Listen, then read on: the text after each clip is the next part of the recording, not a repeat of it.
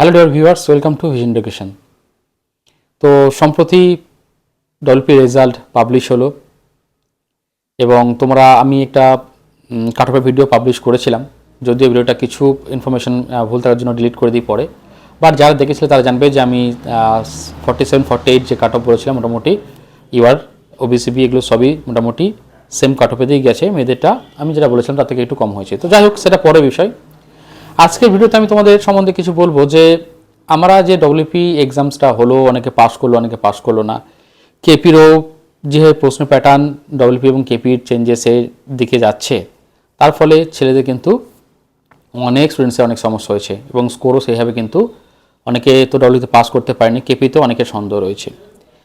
তো দেখো, অ্যাকচুয়ালি 1 বছর 1.5 বছর 2 বছর প্রিপারেশন নেওয়ার পর যখন স্কোর কম হয়ে যায় এবং কাট অফে পাস করতে না পারা যায়, কিংবা কাট অফের থেকে একদম জাস্ট কয়েক নম্বর নিয়ে পাস করা হয়, তখন কিন্তু একটা রিস্ক থেকেই যায়।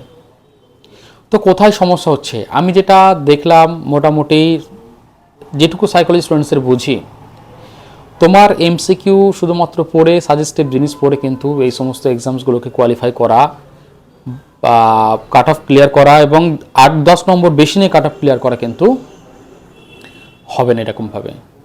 এবং সেই কিছু চিরাচরিত ম্যাথ রিজনিং প্র্যাকটিস করে হবে না। এবং সবথেকে একটা বড় সমস্যা টাইম ম্যানেজমেন্ট। যারা বাড়িতে প্রিপারেশন নেয় বা যারা কম প্র্যাকটিস সেট বা কম স্পিড টেস্ট দেয়, তাদের কিন্তু হাতের স্পিড মোটেই ওঠে না। তারপরে পরীক্ষার হলের যে এনভায়রনমেন্ট, সেই এনভায়রনমেন্টের সঙ্গে তারা ওয়াকিবল থাকে না, যার ফলে কিন্তু তোমার রেজাল্ট খারাপ হয়ে যায়। শুধুমাত্র ইউটিউবের কিছু ভিডিওস দেখে সাজেস্টিভ কোয়েশ্চেন্স আসবে পরীক্ষায় পড়বে, খুব গুরুত্বপূর্ণ। এবং কিছু ক্লাসেস করে কিন্তু তোমার স্বপ্ন পূরণ হবে বলে আমার মনে হয় না। এটা আমি আমার পার্সোনাল অভিজ্ঞতা থেকেই বলছি। তো সেই ক্ষেত্রে তোমাদের একটা লং টার্ম একটা প্ল্যানিং রাখতে হবে যে আমার এই পরীক্ষার জন্য আমাকে জিকে কীভাবে পড়তে হবে, কীভাবে ডিটেলসে পড়বো, কীভাবে এবং কোন জায়গাগুলো রিভিশন করব, এটা খুব ইম্পর্টেন্ট।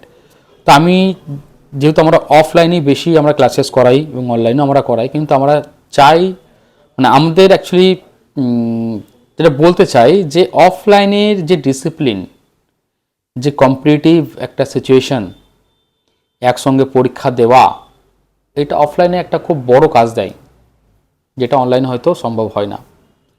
তো সেই ক্ষেত্রে যদি এই ভোটের আগে নতুন যে রিক্রুটমেন্ট বার হবে বলে শোনা যাচ্ছে ডব্লিউপির, এই রিক্রুটমেন্টে যদি তোমাকে বেস্ট করতে হয়, তাহলে তোমার স্ট্র্যাটেজি বা প্ল্যানিং তুমি যেটাভাবে করে এসেছো এবং যার ফলে তুমি ব্যর্থ হলে, সেটাকে চেঞ্জ করতে হবে, একটু ডিটেলসে পড়তে হবে। এবং বইয়ের ওপর তোমাকে কিন্তু বেশি করে ফোকাস করতে হবে। প্র্যাকটিসের ওপর তোমাকে অনেক জোর দিতে হবে, টাইম ম্যানেজমেন্টে জোর দিতে হবে। এবং সবথেকে বড় ব্যাপার যে কম্পিটিশানে আসতে হবে। কম্পিটিশানে থেকে নিজেকে যাচাই করতে হবে, এটা সবথেকে বড় ইম্পর্টেন্ট একটা পার্ট। তো আমরা এখান থেকে নিশ্চয়ই শিক্ষা নেব এবং শিক্ষা নিয়ে কিন্তু আমরা সামনের দিকে এগোবো। এবং আগামী রিক্রুটমেন্টে তোমাদের মধ্যে যদি কেউ মনে হয় যে বারে ব্যর্থ হচ্ছি, বাট আমি খুব সিরিয়াস, চাকরি পাওয়ার খিদে আমার মধ্যে রয়েছে, তাই তোমরা ভিশন এডুকেশনে কিন্তু আমাদের আবাসিকে আমাদের ক্লাসরুম কোচিং, এছাড়াও রানাঘাট, বর্ধমানে তোমরা যোগাযোগ করতে পারো, পান্ডুয়ায় যোগাযোগ করতে পারো, যেখানে কিন্তু আমাদের ক্লাসেস অলরেডি চলছে। তো কন্ট্যাক্ট ডিটেলস তোমরা স্ক্রিনে পেয়ে যাবে। যা ভুল হয়েছে সে ভুলটাকে শুধরে নিয়ে তুমি কিন্তু সামনের দিকে এগোতে হবে। তুমি যদি বাড়িতেও পড়ো, তোমাকে আবার স্টার্ট করতে হবে, কিন্তু তোমাকে স্ট্র্যাটেজি পাল্টাতে হবে, নতুন স্ট্র্যাটেজি তোমাকে আসতে হবে। এবং যদি মনে হয় যে কোনো মেন্টর বা টিচারের সঙ্গে ডিসকাস করব, বা যারা চাকরি পেয়েছে তাদের সঙ্গে তাদের সঙ্গে ডিসকাস করো, কিন্তু ওই সাজেস্টিভ কমন আসবে এরকম এই প্যাটার্নে পড়ে কিন্তু তোমার কোয়ালিফাই হবে না।